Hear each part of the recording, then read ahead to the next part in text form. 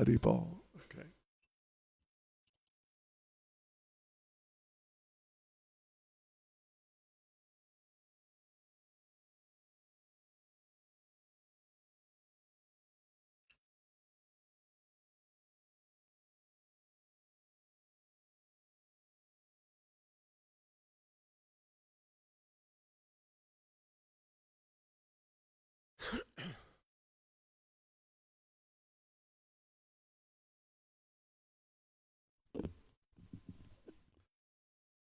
Jai, excuse me.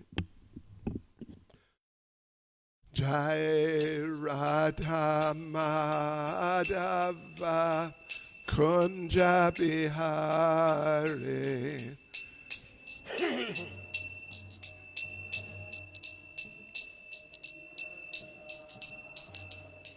Jaya Radha Madhava Kunja Bihari.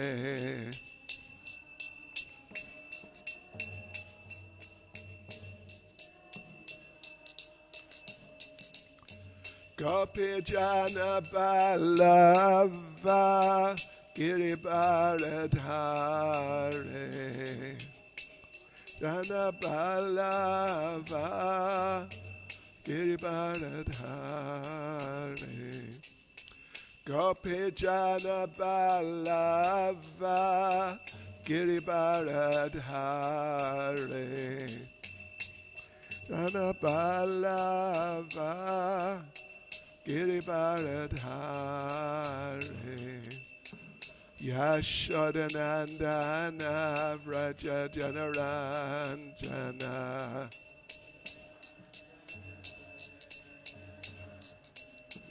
Yashodanandana Vraja Janaranjana.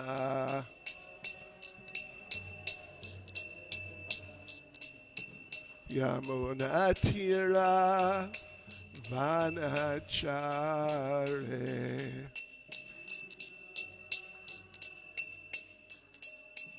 Yamunatira Vanachare.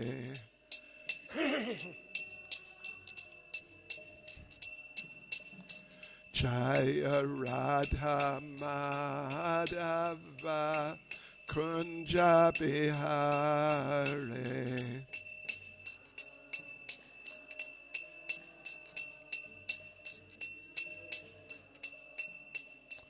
Jaya Radha Madhava Kunja Bihari.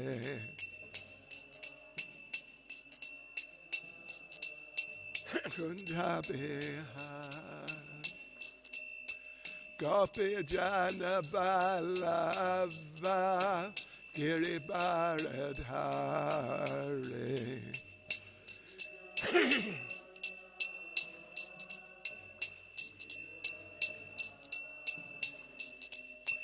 Gopi Jana Balava Giribaradhare. Jana Balava Giribaradhare. Yashodanandana Vraja Janaranjana. Vraja Janaranjana.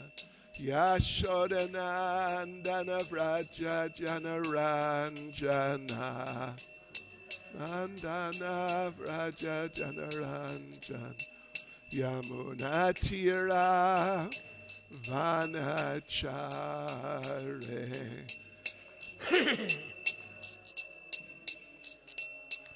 Yamunatira Vanachare. Vanachare. Jaya Radha Madhava Kunja Bihari. Dava Kunja Bihari. Jaya Radha Madhava Kunja Bihari. Madhava Kunja Bihari Jai Prabhupada Jai Prabhupada Jai Prabhupada Jai Prabhupada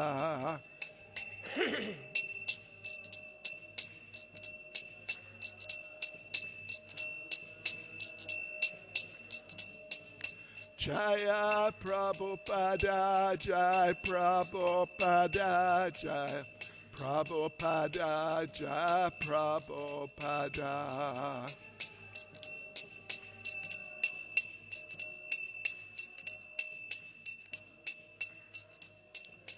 Jai Jai Prabhupada Prabhupada Prabhupada Prabhupada Prabhupada Prabhupada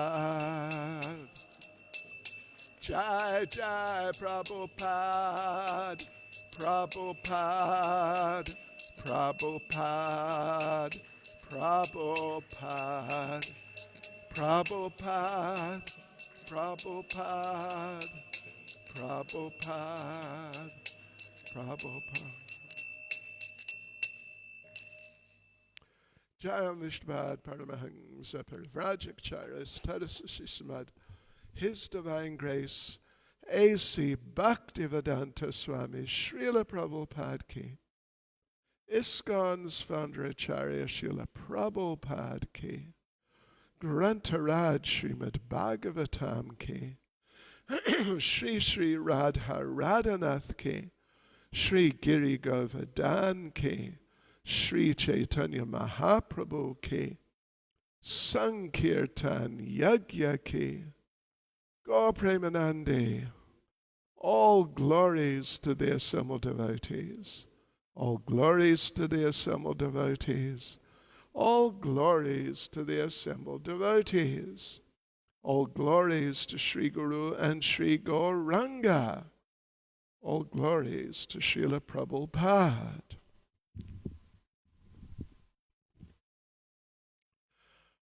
Om Namo Bhagavate Vasudevaya.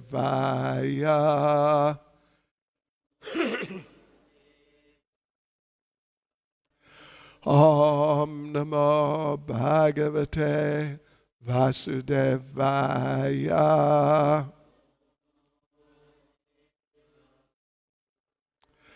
Om Namo Bhagavate Vasudevaya.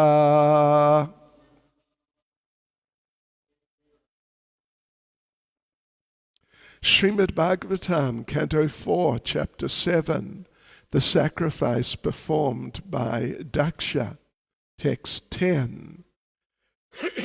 Correct?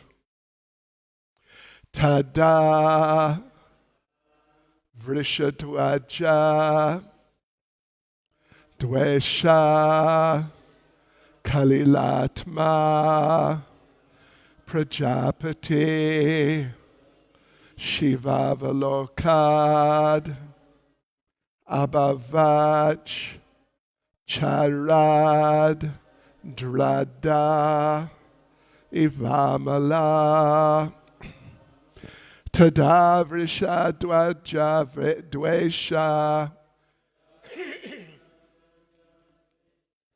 Kalilatma Prajapati Shivavalokad Abhavach Charadrada Ivamala Tadavrishadwaja Dvesha Kalilatma Prajapati Shivavalokad Abhavach Charadrada Ivamala Tadavrishadwaja Dvesha Kalilatma Prajapati Shivavalokad abhavach. Charadrada ivamala.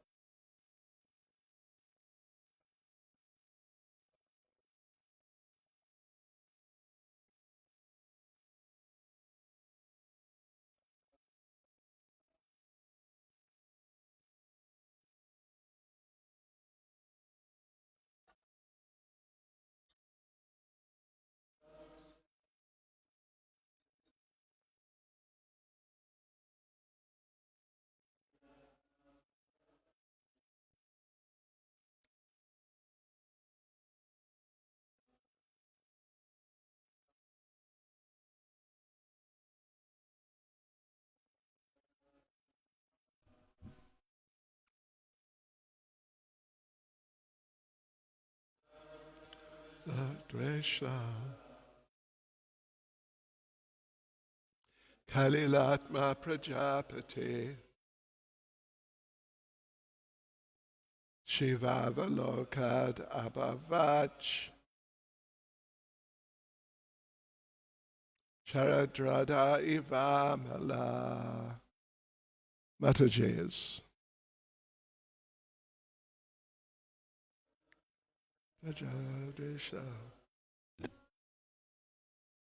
Kalilatma Prajapati. Shivavalokad abhavach. Charadrada ivamala. Tadavrisha dvaja dvesha.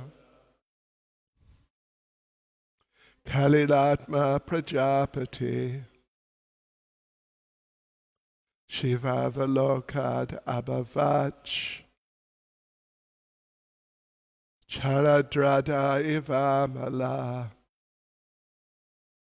Tada. At that time, Vrishadwaja, Lord Shiva, who rides on a bull, Dvesha, envy, Kalila Atma, polluted heart, Prajapati, King Daksha, Shiva, Lord Shiva, Avalokat, by seeing him, Abhavat, became, Sharat, in the autumn, Hrada, lake, Eva, like, Amala, cleansed. Translation. At that time, when Daksha saw Lord Shiva, who rides upon a bull, his heart, which was polluted by envy of Lord Shiva, was immediately cleansed, just as the water in a lake is cleansed by autumn rains. Purport by Srila Prabhupada. Here is an example of why Lord Shiva is called auspicious. If anyone sees Lord Shiva with devotion and reverence, his heart is immediately cleansed. King Daksha was polluted by envy of Lord Shiva, and yet by seeing him with a little love and devotion, his heart immediately became cleansed. In the rainy season, the reservoirs of water become dirty and muddy. But as soon as the autumn rain comes, all the water immediately becomes clear and transparent.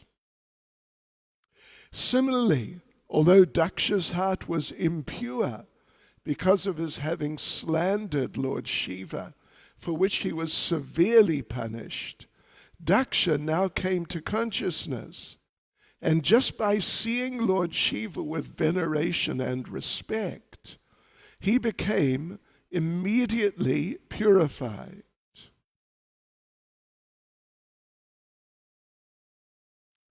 Tadavrashadvajadvesha Kalilatma Prajapati Shivavalokad Abhavach Charadradha Ivamala.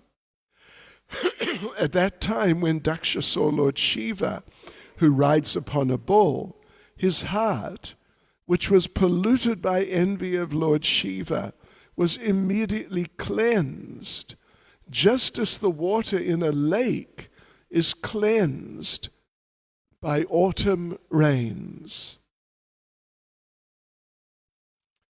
Nama Om Vishnupadaya Krishna Prestaya Bhutale Shrimati Bhaktivedanta Swaminiti Namane Namaste Saraswati Deve Gauravani Pracharne Nirvishesha Shunyavadi Paschitya Deshatarne Sri Krishna Chaitanya Prabhu Nityananda Shri Advaita Gadadha Shivas Adi Gaura Bhaktivinoda Hare Krishna, Krishna Krishna, Hare Hare, Hare Rama, Rama Rama, Hare Hare.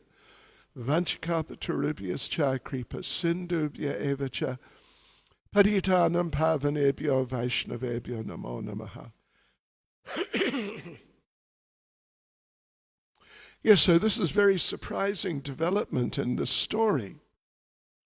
I think we all know, or most of us know at least in great detail, in really just great detail, what the story is. It is really a story.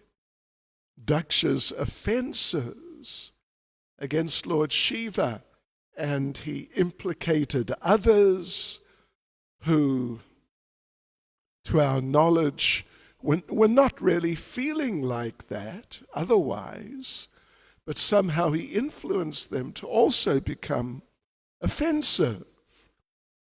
And the one, Pusha, he showed his teeth, sort of grinning, when Daksha was insulting, just in really not nice ways at all.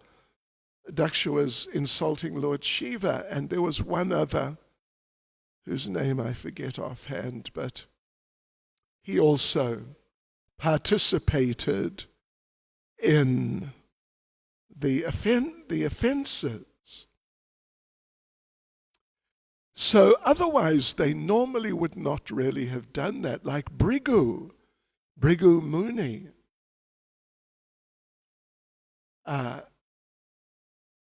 Lord Shiva is his younger brother, anyway, one of his brothers, and he wouldn't offend him like that. Bhrigu Muni, he is a famous sage, actually, who appears elsewhere in the pages of Srimad Bhagavatam doing very good things. So, but association is like that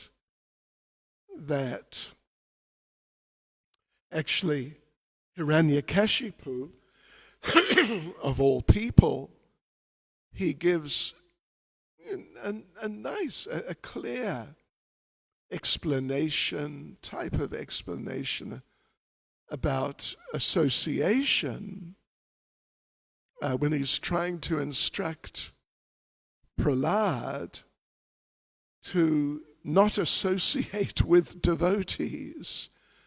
It's really quite an extraordinary situation, but he tells him that you beware of bad association because, he says, the soul is like crystal.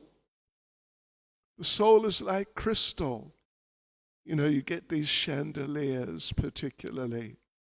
You get different things made of crystal, but you see chandeliers around sometimes, and there's a whole lot of different crystal pieces hanging from them, and the light bulbs inside are turned on, and it all illuminates, it all lights up in a quite, very kind of interesting way, and it looks really very brilliant and sort of high class, you could say. Yes, because the crystal is not just your ordinary glass. Crystal has been compressed far more strongly than regular glass, among other things. So the silver, crystal refracts light. The light passes through, but the light picks up from the crystal different hues and colors and things like this, and therefore crystal is something special. At least that's a quite common use of crystal.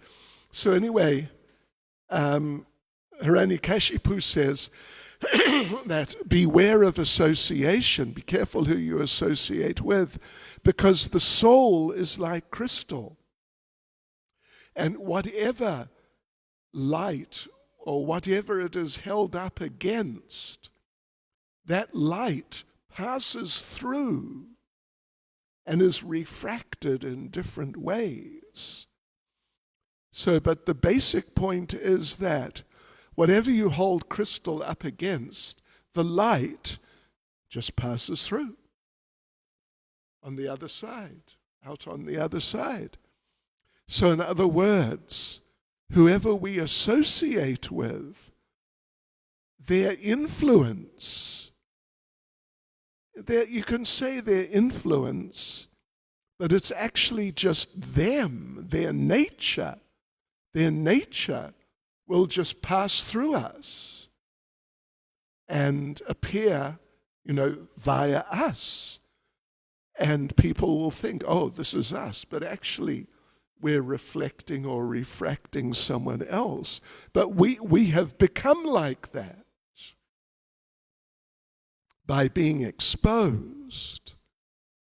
So this is what happened with some of those personalities. Even particularly Bhrigu Muni comes to mind, because towards the end of the 10th canto, second to last chapter, he figures very prominently he performs an exercise to establish who is superior. Is it Lord Brahma? Is it Lord Shiva? Or is it Lord Vishnu? And he goes to great lengths to establish, eventually he establishes very, very clearly that actually Lord Vishnu is superior to the others. The others, of course, they're very great. But just because someone is very great doesn't mean there can't be someone else who's greater. So it's like that. So Bhrigu Muni features like that very prominently in a very auspicious and important way, establishing an extremely important and essential point in Vedic philosophy and Vedic culture, the position of Lord Vishnu. But even Bhrigu Muni got caught up in all these offenses, and as we read a couple of days ago, as a reaction to his offenses, he was given the beard of a goat. Goats, male goats, have sort of beard type things. And Daksha got the head of the goat, but he didn't get to keep the beard. The beard was somehow removed and placed on Bhrigu, and not just sort of placed there so it sort of hung there, but it actually became fixed there. It actually became fixed as a permanent permanent reminder that you committed very serious offense, and you must not ever, just never, can you do something even slightly like that again. If some similar situation occurs, just get out, get away, because you never know. You might become influenced. So of course, so we mentioned that what Hiranyakashipu says is actually, Srila Prabhupada quotes it in Nectar of Devotion. That's where you can find it. That the soul is like crystal, so whatever you hold it up against, it just, that light just passes through. And in other words, the crystal just adopts that. So therefore we have to be very careful about association. We really do. And the way we do that is that, of course, in the process of associating with someone, there is the giving and there is the receiving of the association. Giving means that you, one person, takes the sort of predominant position in the interaction, and the other person receives, the other person listens. So, you know, we noticed it, I noticed it at least personally, during the time that I was distributing Srila Prabhupada's books on the streets every day in England. Every day you meet so many people.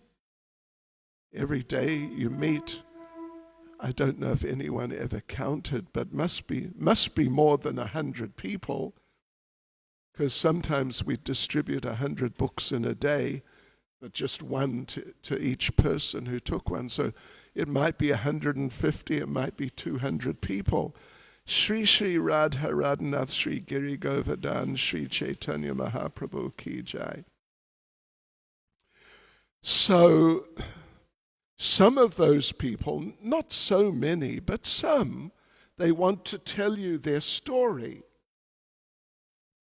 They want to say something about themselves, and you can't just sort of cut them off totally and just, dominate them completely. Sometimes you've got to just have a bit of a back and forth. But you got to be careful, because some of them have their own philosophies of life, which pretty much inevitably are just, mistaken philosophies, you could say. And yeah.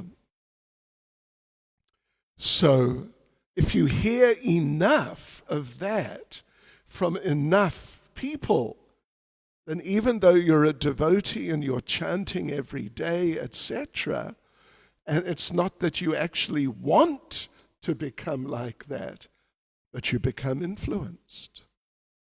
Yeah. Association is extremely powerful if you become the receiver. Then it's sort of like, you could say, you become something like a sponge, if you know what I mean. You put a sponge on a surface which has water, and it just draws the water in. You don't have to, you don't even have to move it around to get the water. You just place it there, and it starts drawing the water in oftentimes. So it works like that. Association works like that. So anyway, in that, the event which led to all of what we're reading about today, a number of people who otherwise would not have taken positions, antagonistic positions against Lord Shiva. They did. And they got punished, like Brigu got the beard of a goat. So, but here of course we have Daksha, who was the culprit, the main offender, really the main terrible offender. But he has been punished. As Prabhupada says here, he was severely punished. He slandered Lord Shiva, for which he was severely punished. And then, so now he's come to consciousness that, what did I do? Why did I do that? How could I have done that? So Daksha is about to offer prayers to Lord Shiva. And earlier, I don't know if you remember, but we read Srila Prabhupada made the point. It was in one of the verses right at the stage where Daksha got the head of the goat permanently also for the rest of his life, that Prabhupada makes the point that Daksha in due course, which means just coming up now, Daksha is going to offer very nice prayers to Lord Shiva. Very nice prayers. Having become reformed doesn't mean he's not going to have to keep the head of a goat. But he's going to offer very nice prayers, which over the next so many days we'll be reading. So he's become transformed through a very severe experience. How severe could it be? He was beheaded. But then, due to the mystical powers of different of those personalities, he didn't just die and just that was it, that was the end of his body. When they put the head on his shoulders, the goat's head, he came back to life. Yeah. So he's become reformed. And as we're going to see, he becomes extremely emotional and extremely repentant and regretful that how did I do those things? And that's nice. That's very nice. Punishment is ultimately meant to reform. Punishment is ultimately meant to reform and not just simply inflict pain, although it may inflict pain. In so many cases, punishment will, of course, inflict pain, but it's not simply a matter of inflicting pain. It's really, the goal is to correct. So Daksha's become corrected. And we read in different of our literatures, there are different incidents, different pastimes, different happenings in which people, it works in different ways, but different people become corrected. For example, even actually in regards to Lord Shiva, not exactly him becoming corrected, but one of the things that Daksha criticized him just really harshly for was that Lord Shiva sometimes he goes and associates with extremely degraded people. Yeah, even some of them, they're barely within the human species, if they are, like ghosts, goblins, hobgoblins, and pishachas, jeshtas. These are different forms of witches and, shocking, ghastly people from different cultures. And maybe he also associates with Tikalosh too, if you're familiar with that. If you've heard of, hope you haven't met one, but if you've heard about them. So he associates with them. He goes to the places where they stay, like the crematoriums, the graveyards, and he even does things a little bit like what they do, really degraded things, which are just have no place in a decent person's life, like taking intoxicants. Sometimes he smokes ganja, marijuana, daka. Sometimes he smokes it, not because he wants to enjoy the experience, of course, which is the normal thing, but because, and he covers his body in the ashes of cremated bodies and sometimes wears garlands of skulls, things which by normal standards are really extreme. So he does that, not because he thinks this is just great, this is something really good to do, and he gets some fun out of it or something like that, but because he knows that those very low sort of creatures, you could say, or whatever you'd call them, that they're attracted to such things.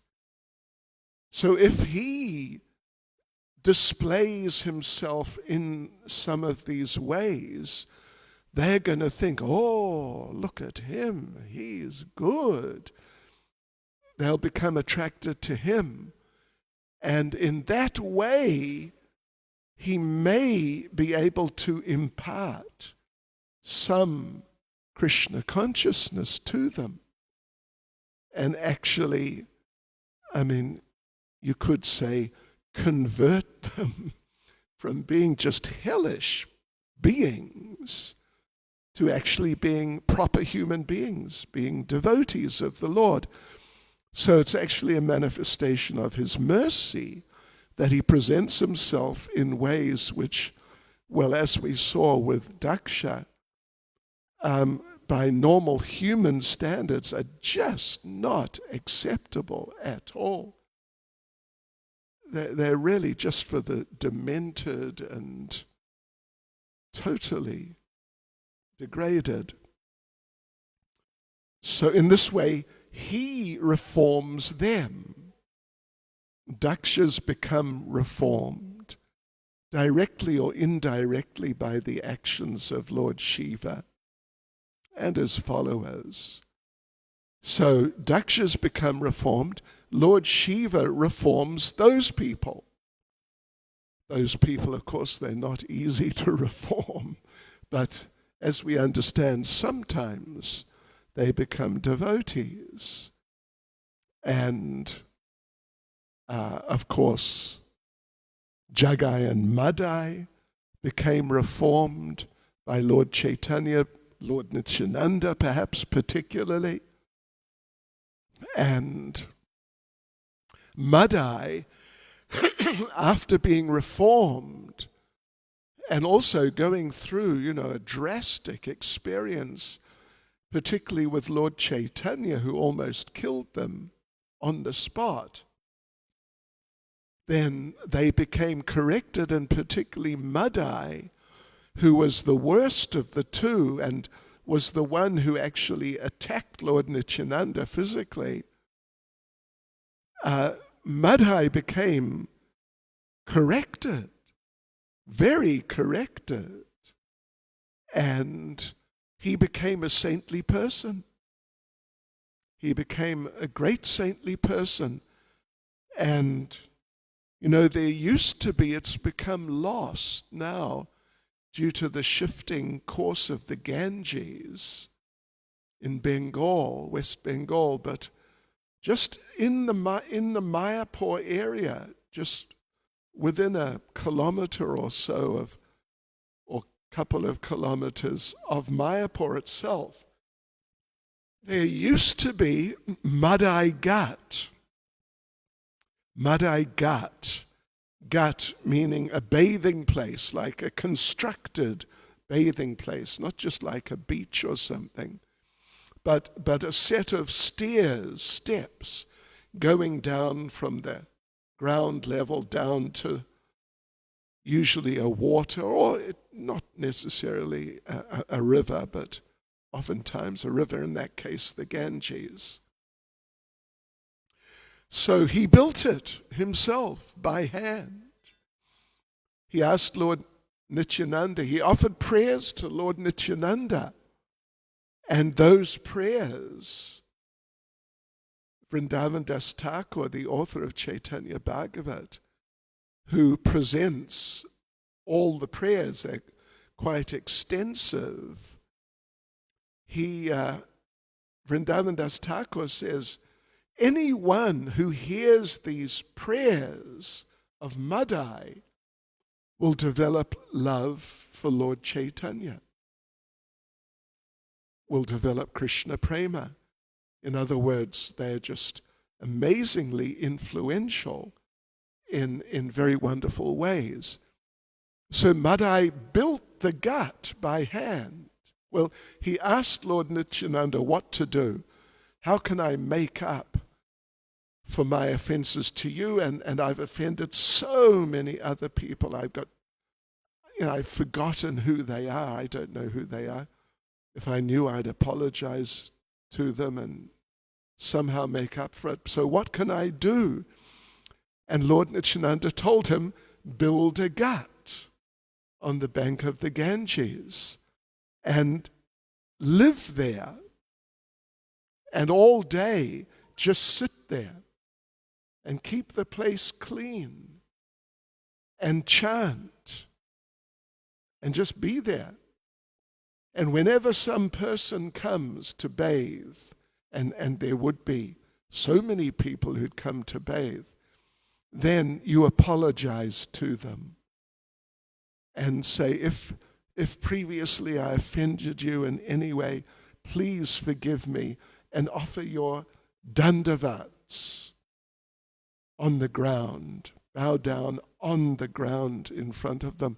So he did that for the rest of his life. He didn't just apologize to someone, sorry. He was there for the rest of his life. We don't know really how many years, but he was sort of 30-ish or something like that probably. So could easily have been 40 years or even more. And that's all he did for the rest of his life. Yeah. So he's another example, or him and his brother Jagai, they're both examples of people becoming corrected by some dramatic experience. In the Bhagavatam, in the 6th canto, Ajamil, he had his encounter with the Yamadutas, and that also that corrected him. Correction through shock treatment, correction through devastation, personal devastation. He also became corrected because he didn't actually die. He was in the process of dying. The Yamadutas came to take him away to Yamaraj for punishment because he was just too sinful. So they came, and they're shocking looking people. And he saw them and he was shocked. But then the Vishnu Dutas came and sent the Yamadutas away. And he didn't die. He actually became revived and he lived on for some time. And he went to Haridwar and he lived at Haridwar with devotees. And he became a pure devotee. And not long after, he passed away and he went back to Godhead. So these are examples of personalities, and there are more. Of course, there's more. Personalities who were just terrible. They were really very, very bad. So bad, it's hard to be that bad. But they became corrected by some special intervention, ultimately intervention of the Lord's devotees like that. So this happens. There's also the dacoit Brahmin, if you remember that story. That's quite a story. He was another killer, rapist, and just totally impossible person. But he was corrected by Lord Nityananda, and he became a saintly person. He became a kirtan man. That was his service. Every day he'd go out with his dacoit, means criminal, previously criminal. He changed his ways and he got them to change their ways. And every day they'd go out all around chanting the holy names. But they had their special style of kirtan, very heavy style of kirtan. There are people like that. There used to be more, I remember, back in the old days of ISKCON. Sure. Heavy, like aggressive kirtan. So, but they did kirtan like that, and they were known as the dacoit Vaishnavas. Although they were no longer dacoits, they were, sort of recovered, reformed dacoits.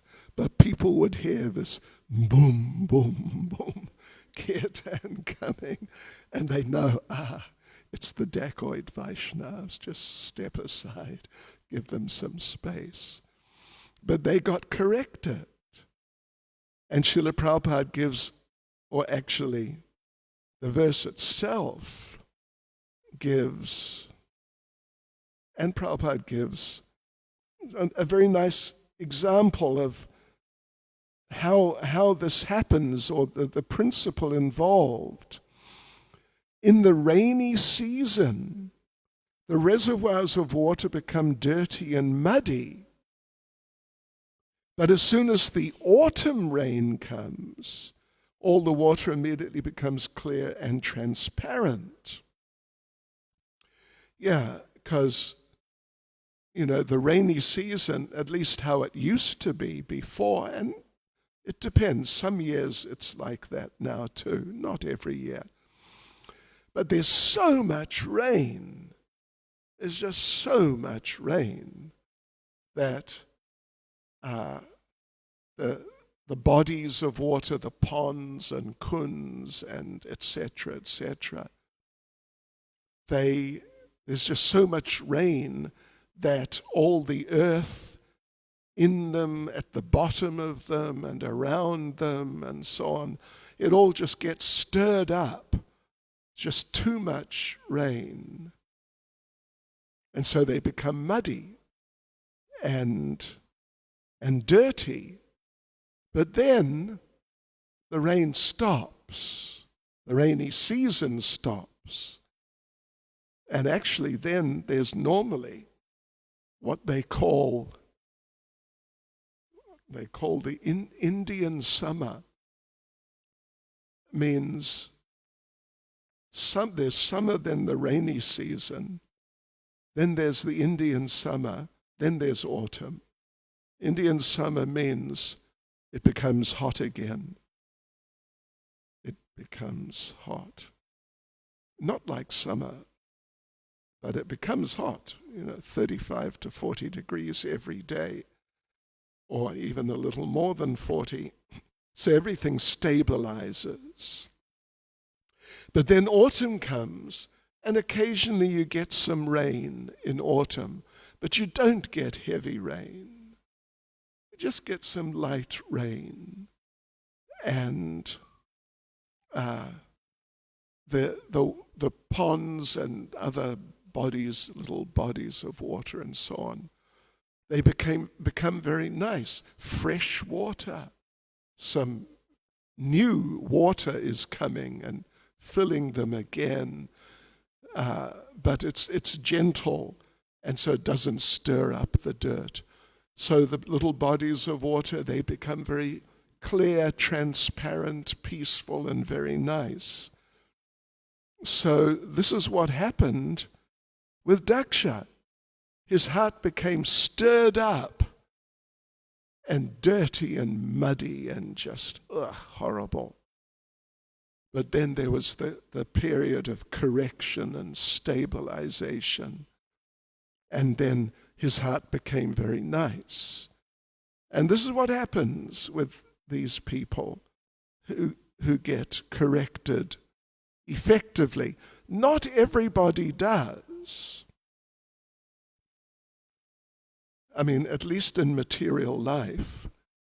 In the pastimes of the Lord, it's one thing, but just in everyday life, then, you get some terrible people. They go through a process which is meant to be a process of correction, but it doesn't correct them. They may come out worse.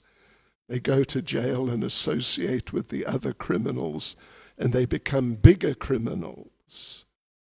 But amongst the devotees, these things generally, those experiences of being corrected, even severely corrected, the person benefits and becomes a better person and a better devotee. The Kaliya serpent we mentioned last week is another example. Yes. So now Daksha has come to his senses, and we'll read how now he's seeing Lord Shiva with veneration and respect, and what a purified person he becomes. And it's interesting, Prabhupada notes it right at the beginning of the purport. Here's an example of why Lord Shiva is called auspicious, because as Krishna means all attractive, Shiva means auspicious. That's what the word means. And therefore, Shiva is also a name of Krishna. Sometimes Jiva Goswami makes the point in Tattva Sandarbha.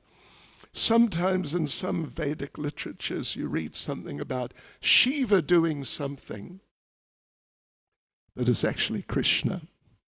As it turns out, you find out that, it's not Lord Shiva, it's Krishna, because Shiva is a name of Krishna.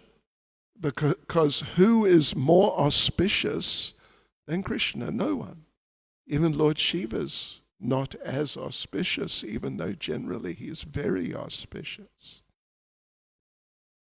So yes, this contact with Krishna, contact with the devotees, it makes inauspiciousness auspicious.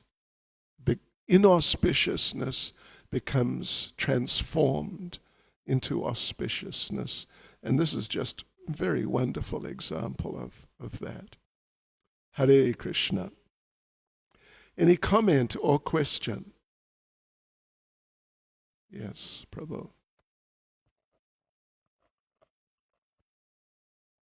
Hare Krishna, Gurudev. Thank you for the class. How do we mitigate the influence of, karmis or, these people who we are preaching to if we do somehow get that Right. association? Yeah, what do you do about it if people, they've got to try and present whatever to you? Well, this may sound a little sort of antisocial or something, but when I was distributing books on the streets of England every day for some years, every day and sometimes a few times a day, you had to meet. And, you could use the word fanatical, but let's just say enthusiastic, born-again Christian who just had to tell you the good news and so on. Anyway, what to do? So, we didn't want to get into an argument and, no, it's not like that, it's like this. No, it's like something else. Oh, all this. Having done that a few times, I think I learned the lesson myself, and pointless arguments, which just end up creating disturbance for you and for them. So, and what to speak of wasting time that you could be using for doing something useful. So, what we would do, we would tell the person that, look at our watch. Important appointment, I forgot. I've just got to go right now. And excuse ourselves like that. Which, is not really dishonest. Because, we have appointments. We have to meet the people. So it's true, actually. It's not a lie or something. But it worked every time. Every time it worked. That's, a process for escaping in like, a particularly heavy type of situation. But otherwise, like if you meet someone and you're trying to present Krishna consciousness, but they feel they must present whatever from their side. So if you just shut them up, it's not really, that's antisocial. It's not very nice. And it may offend them too, and they may just, go away. Whereas if you dealt with them nicely, they might take you seriously and take what you say seriously. So it's sort of like you have to learn, one part of it, learn how to take certain things they say, and then you may have to interrupt a little or sort of somehow insert yourself into the discussion, but then take that and turn it into a point in Krishna consciousness, which can often, usually be done. Sometimes the people, they just have to tell you how they're having a hard time in life. This happens. It's not unusual. These people who want to talk, quite a few of them want to talk about their problems. So if you can insert yourself without actually, really cutting them off, you can make some important point and help them to understand the value of Krishna consciousness in regards to dealing with personal problems and situations. That's the best thing. There's this one devotee, he may still be distributing books, although by now he's at least 70. He may be slightly older than 70. he's been distributing books for 50 years on the streets. And he would ask people, what do you do? Kind of normal type of thing. And the person would say, I'm a ... And he had worked out all the responses in the world for any type of occupation a person might possibly have, but how to switch it around and sort of take charge of the conversation. Yeah. I remember he came to London and he was telling us, in the 70s. And he told us, one of my favorites, he said, is when I meet a plumber. When I meet a plumber, and he says, I'm a plumber, I say, oh, that's great. If it wasn't for people like you, there'd be water everywhere. And the person would laugh. And, he's kind of established himself in the exchange. Hare Krishna. Srip Damodar Prabhu.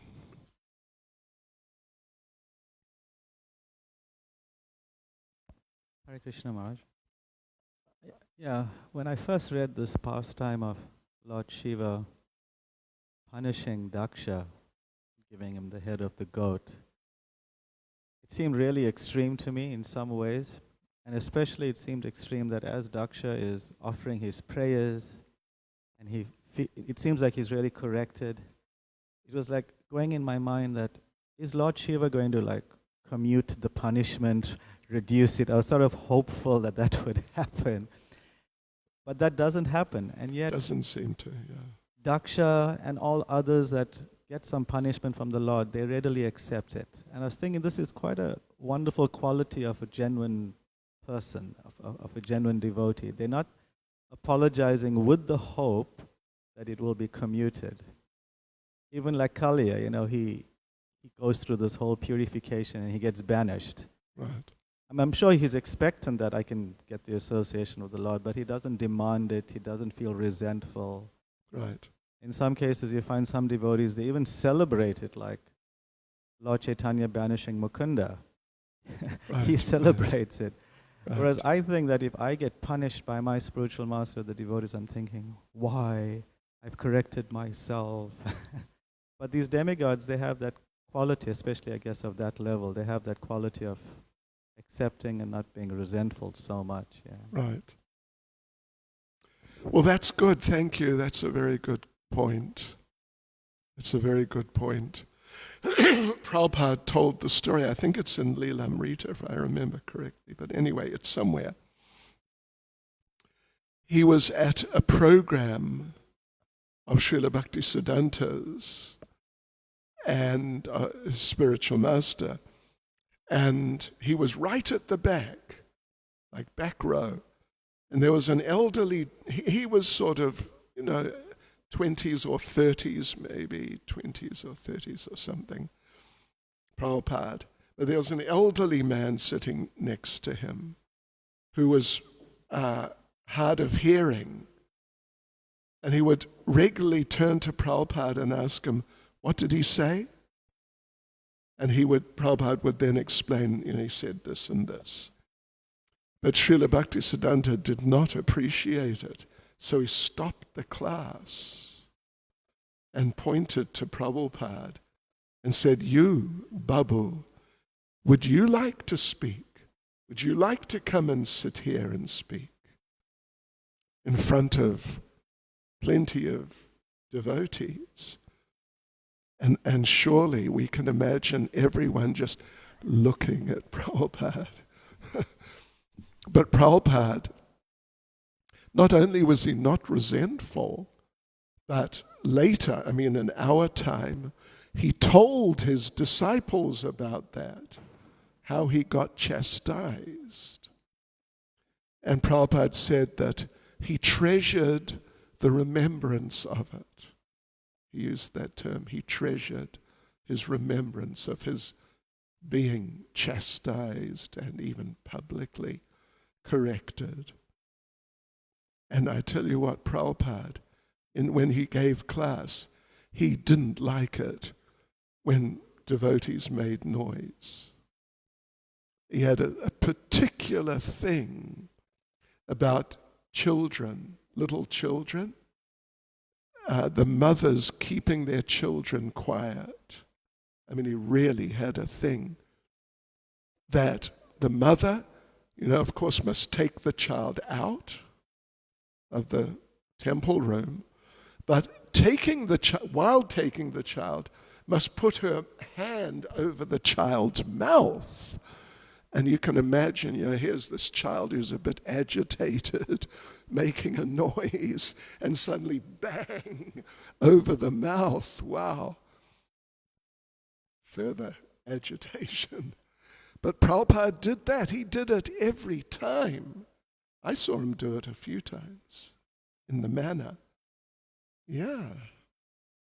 So, but there's what you've said is very